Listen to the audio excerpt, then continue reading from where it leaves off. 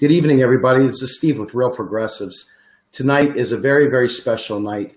I have followed Kshama Sawant for some time now, and she inspires passion in me.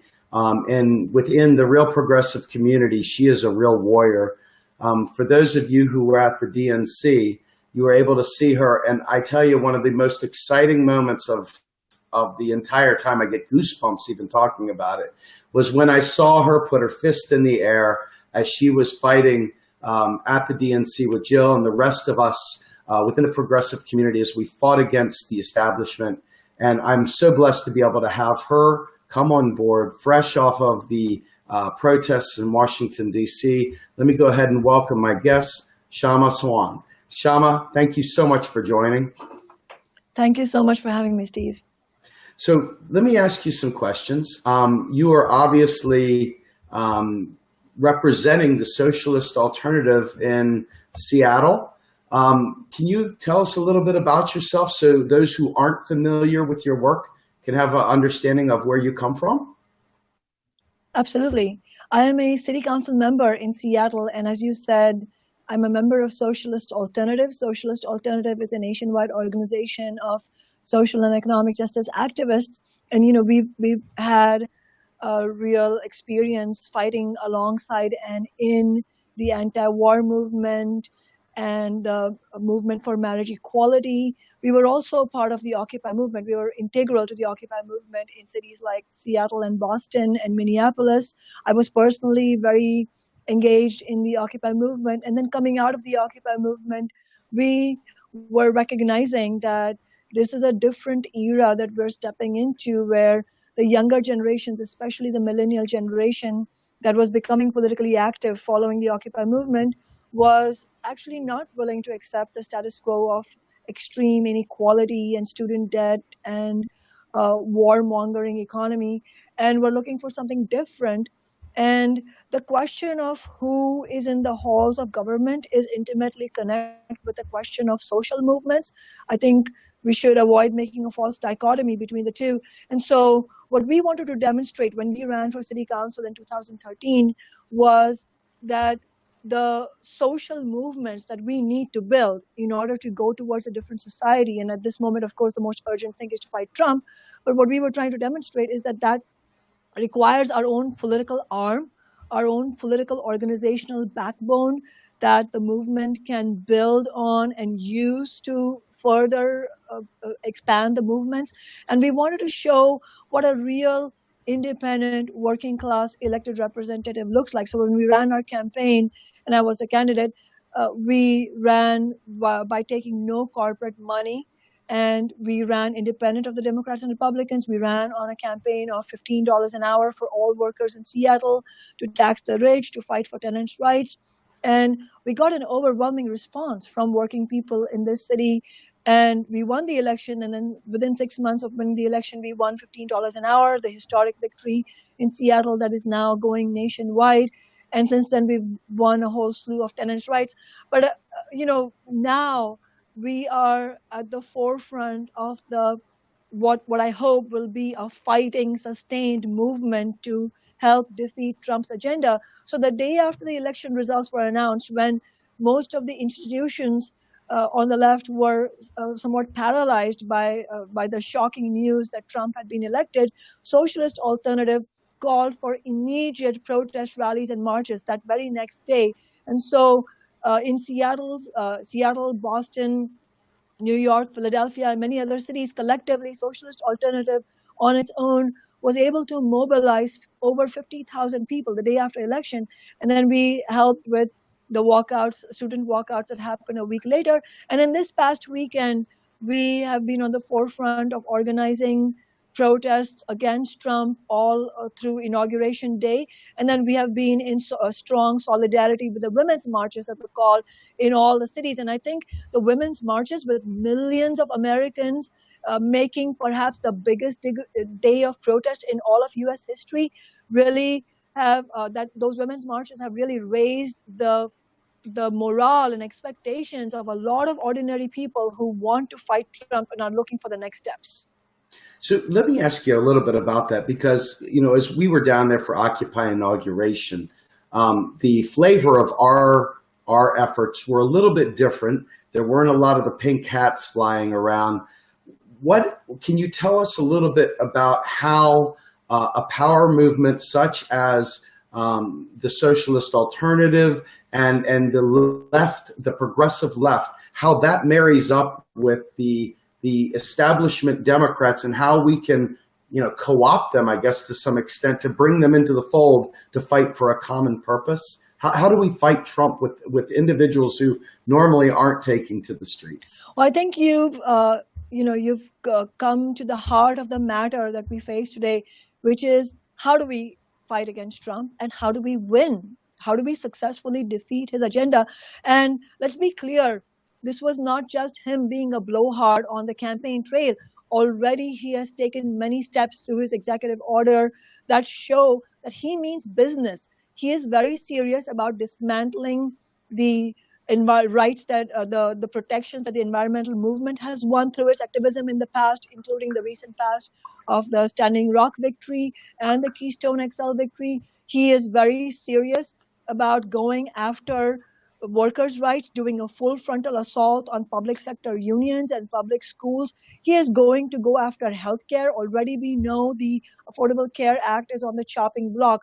So absolutely, let's not have any blinders on. He means business, so we have to be extremely focused on fighting him.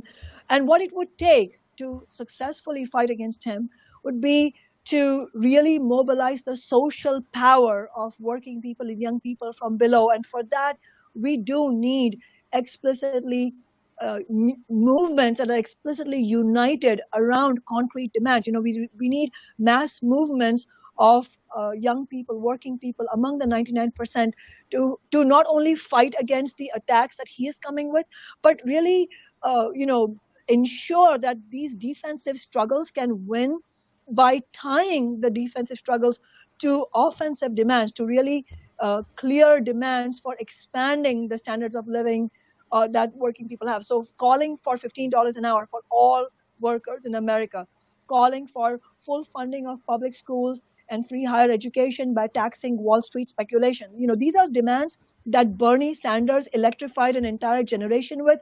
You know, so if you compare that to Hillary Clinton's very mild, let's work around the edges kind of proposals, didn't really, ignite an excitement among working people, especially young people and millennials.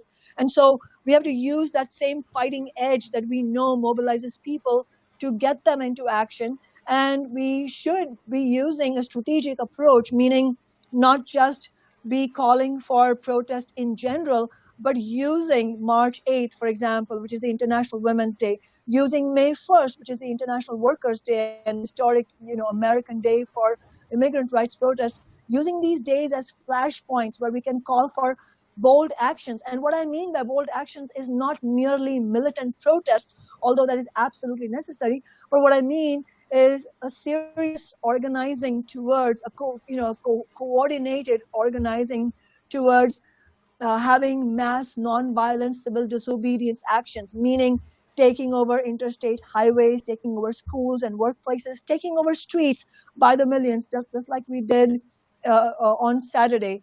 And I think in order to achieve this kind of a united movement of the 99%, we have to see that the strategic approach to getting agreement on a whole, spectrum of people on the left and among progressives is to agree on some of these concrete demands and not expect that we're going to iron out every difference. I think it's really clear that the mass of people want to fight back.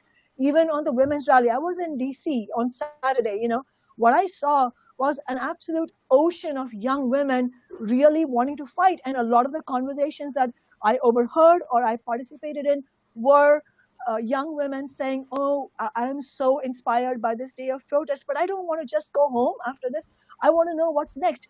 People are looking for concrete ways to fight back, and it's absolutely the duty of the moment, historic duty of the left, to mobilize them and not say, well, you're establishment protesters and we are more on the left, and draw artificial divisions of that nature, but agree on specific concrete demands and fight on that basis. And then, through those movements, there will be more of a clarity on whether or not establishment Democrats are on our side, are these political figures of the two parties on our side. It'll be very clear. It will become progressively clear to people who's on our side and who's not. So let's really build in the grassroots. I love it. So you start, see, here's one of the most beautiful things I want to capture from what you just said. You start from a point of unity and you allow people to self-select themselves either in or out. You don't start from a position of fighting each other. You start from a position of trying to build. This is a wonderful, wonderful concept. I think that we all need to kind of grab hold of that. So what has your experience been? Obviously, you were on the side of Bernie Sanders to prove your point that you're willing to work with people that aren't exactly where you are. That was a very, very big movement, and I see us taking some of that forward. How do you see us winning? What is our next step today to keep building that unity and keep the momentum going?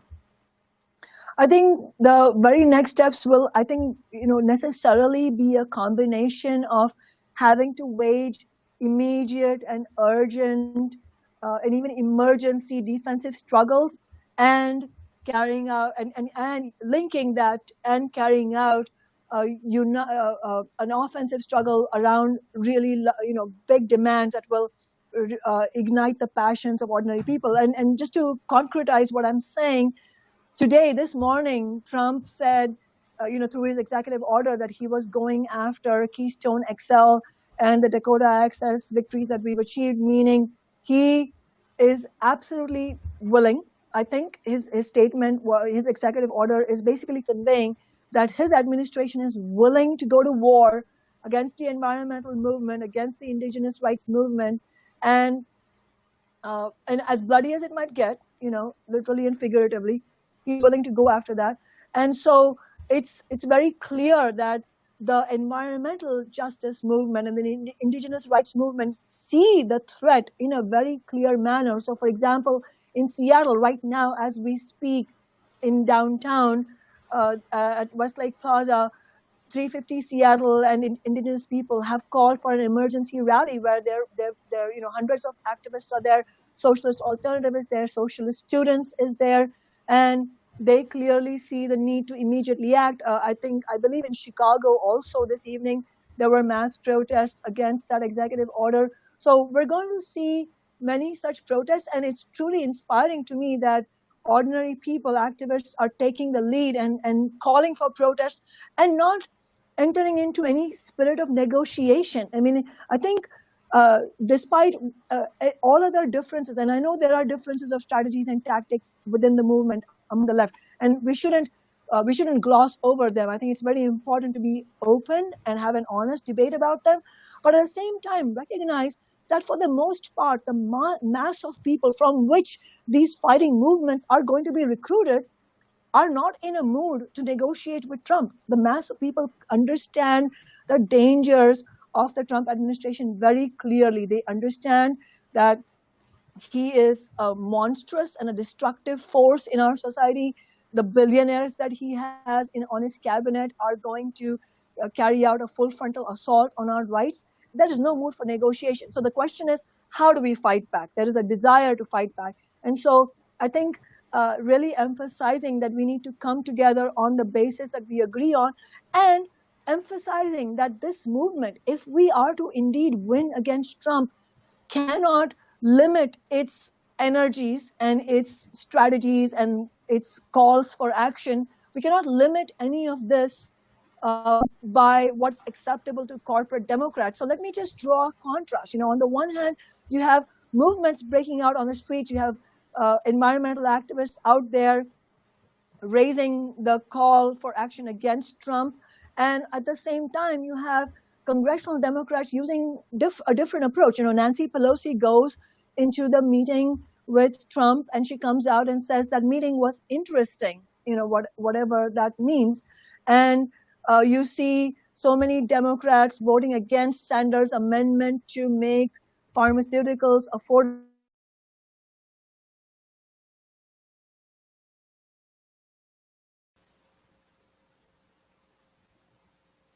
Okay. We seem to be having some technical difficulties. We'll go ahead and end the broadcast at this point. I just want to thank you all for joining us at Real Progressives, and hopefully we'll be able to have Kshama back onto the show. In the meantime, folks, let's keep fighting the good fight. Let's get out there and help one another. Let's make sure that we are, in fact, able to fight away the destruction that the Trump presidency has already brought. It's not even a week old, and he has already signed executive orders to make the Dakota pipeline a reality, to make the Keystone pipeline a reality. And he is doing everything under the sun to strike down any reference to any of the people within the LGBTQ community. He has done so much already just to completely alienate and harm the environment. I just think that it's incumbent upon us to work together, to stand and fight. We cannot let this be a lost 4 years. It's up to all of us to make that difference. So with that, I want to thank my guest, Kshama Sawant, and I want to thank each one of you for coming in and dialing into Real Progressives. With that, I'm Steve Grumbine. Have a great night, everybody. Thank you.